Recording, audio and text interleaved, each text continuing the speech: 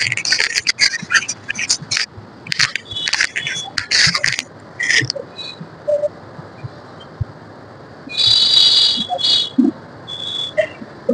لله نحمده ونستعينه ونستغفره ونؤمن به ونتوكل عليه ونعوذ بالله من شرور انفسنا ومن سيئات اعمالنا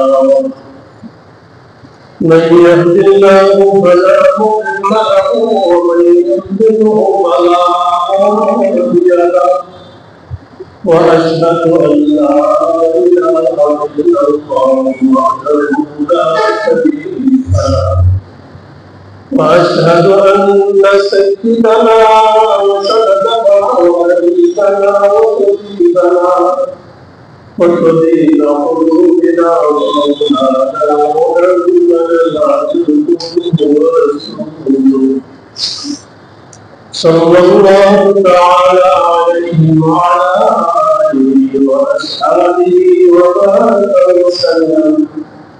وسلم تسليما كثيرا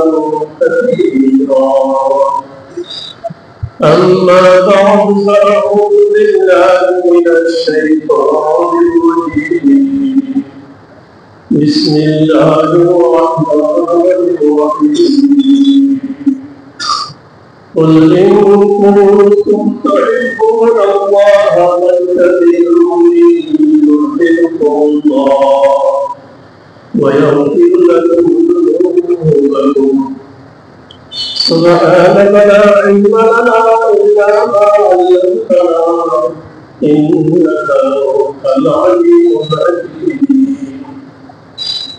اللهم صل على محمد كلما ذكره الذاكرون وكلما بلغ الذكر الغافلون الله تعالى যিনি আমাদেরকে প্রতি জুমায় দান করেছেন এবং তিনি আলোচনা বলা ও শোনার দান করেছেন এই জন্য আমরা আলোচনা করতেছিলাম হযরত সাহাবায়ে কেরাম কাফের মুশরিকদের অত্যাচারের সীমানা তাদের উপরে চালিয়েছিল, তারপরেও তারা অটল অবিচল কেন ছিলেন এর উপরে আলোচনা করতেছিলাম। এক নম্বর কারণ ছিল তারা আল্লাহ রাব্বুল আলামিনের উপরে পূর্ণ ঈমান এবং আস্থা ও বিশ্বাস ছিল। দুই নম্বর হলো আল্লাহ তাআলার পক্ষ থেকে বিশ্বনবী মুহাম্মদ রাসূলুল্লাহ সাল্লাল্লাহু আলাইহি ওয়াসাল্লামকে আল্লাহ তাআলা এই দুনিয়াতে প্রেরণ করেছিলেন বিশ্ব মানবতার মুক্তির দূত হিসেবে। এই মুহাম্মদ রাসূলুল্লাহ সাল্লাল্লাহু আলাইহি ওয়াসাল্লামের যে আকর্ষণীয় নেতৃত্ব, এই নেতৃত্বের কারণে সাহাবায়ে কেরাম সকল জুলুম নির্যাতনকে অকাতরে সয়েছে। এগুলি কোনো জুলুম মনে করেন নাই, এই কষ্টকে কোনো কষ্ট মনে করেন নাই। তার প্রমাণ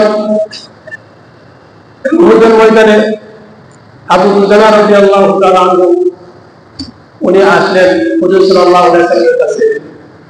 কাফেররা যখন নবীজিকে চতুর্দিকে দাও করে ফেলল, নবীজির মাথায় আঘাত করল, আঘাত করার ফলে মাথা থেকে রক্ত পড়তেছে, নবীজির দাঁত ভেঙে গেল। এই অবস্থার মধ্যে কিছু সাহাবায়ে কেরাম আসলেন, আয়েশা কাফেরদের বিরুদ্ধে কিছু সাহাবায়ে কেরাম যুদ্ধ করলেন। আর এক সাহাবী আবু দুজানা রাদিয়াল্লাহু তাআলা উনি নবী করিম সাল্লাল্লাহু আলাইহি ওয়াসাল্লামের সামনে এসে তিনি তার পিঠগুলি কাফেরদের দিকে দিয়ে দিলেন আর বুকটা নবীর সামনে দিয়ে রাখলেন যাতে কাফেরদের কোনো তীর নবীর গায়ে না লাগে। ইচ্ছা করলে নবীজিকে তিনি পিছনে দাঁড়াইতে পারতেন নিজের বুককে সামনে রেখে। ওনার চিন্তা হলো, আমি যদি আমার বুক সামনে রেখে দাঁড়াই, হয়তো কাফেরদের কোনো তীর আমার চোখের দিকে চোখে আসা করবে, এতে করে আমার চোখ নষ্ট হয়ে যাবে। অথবা কাফেরের তীরকে আমি তীর যাতে আমার গায়ে না লাগে এই জন্য আমি এদিক সেদিক সরে যাবো, কিন্তু এদিক সেদিক সরে যাওয়ার কারণে এই তীরটা হয়তো নিজের গায়ে লেগে যাবে, অথবা আমার মনোযোগ দুর্বল হয়ে যাবে। এই চিন্তা ভাবনা করে তিনি তীর আসছে তারপর ওই দিকে কোনো টাকা নাই, তিনি করলেন কি নবী করিম সাল্লাল্লাহু আলাইহি ওয়াসাল্লামের দিকে বুক রেখে তীর দিয়ে দিলেন ডালের মতো কাফেরদের দিকে। আর একটা নয় দুইটা নয়, চাদরের মতো ওনার তীরটা ঝাঁঝরা হয়ে গেল। এরপরে মনে মনে কষ্ট নাই, কারণ আমি নবীকে ভালোবাসি। সুবহানাল্লাহ। কাকে ভালোবাসি? নবীকে ভালোবাসি। নবীর ভালোবাসা এতই ছিল, কোনো কষ্ট মনে করছে না সাহাবায়ে কেরাম। নবী করিম সাল্লাল্লাহু আলাইহি ওয়াসাল্লামের আদর্শ কেমন আদর্শের ব্যক্তি ছিলেন? ফুজাইল ইবনে উমাইয়া এক কাফের মক্কা যখন বিজয় হয়ে গেল, নবী করিম সাল্লাল্লাহু আলাইহি ওয়াসাল্লাম তোয়াফ করতেছিলেন, আর ফুজাইল ইবনে উমাইয়া সে তোয়াফ করতেছিল। কিন্তু তার মনের মধ্যে একটা চিন্তা, যদি শুধুকে ভাই তাহলে নবীজিকে হত্যা করবে। নাউজুবিল্লাহ। তোয়াফ করে আর এই চিন্তা করে নবী করিম সাল্লাল্লাহু আলাইহি ওয়াসাল্লাম দেখলেন সে তোয়াফ করতেছে। তোয়াফ করতে করতে এক পর্যায়ে নবীজির কাছাকাছি সে আসলো। আসার সাথে সাথে নবী করিম সাল্লাল্লাহু আলাইহি ওয়াসাল্লাম বললেন, তুমি কি ফুজাইল?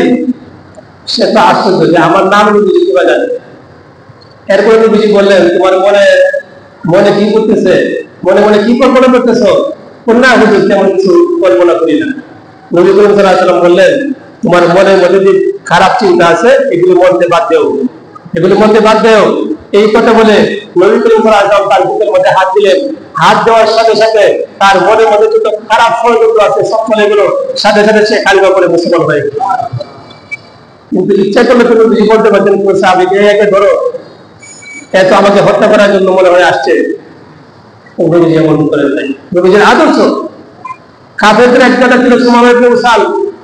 বুখারী শরীফে, আবু দাউদ শরীফে এই ঘটনা বিভিন্ন হাদিসে বর্ণিত।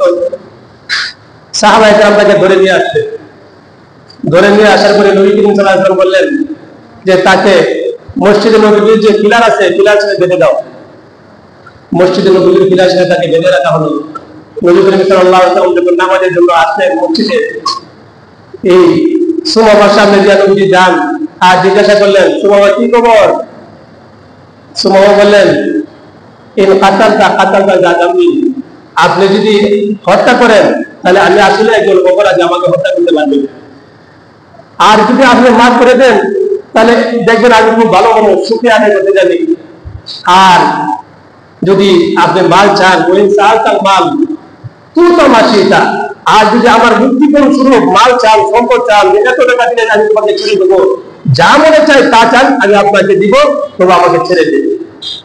নবী করিম সাল্লাল্লাহু আলাইহি ওয়াসাল্লাম এই তিন প্রশ্নের উত্তর শোনার পরে, তিনটা উত্তর শোনার পরে নবীজি নামাজে চলে গেলেন। নামাজ পড়ে আবার নবীজি বাসায় চলে গেলেন। পরের দিন আবার নবীজি জিজ্ঞাসা করলেন, একই উত্তর।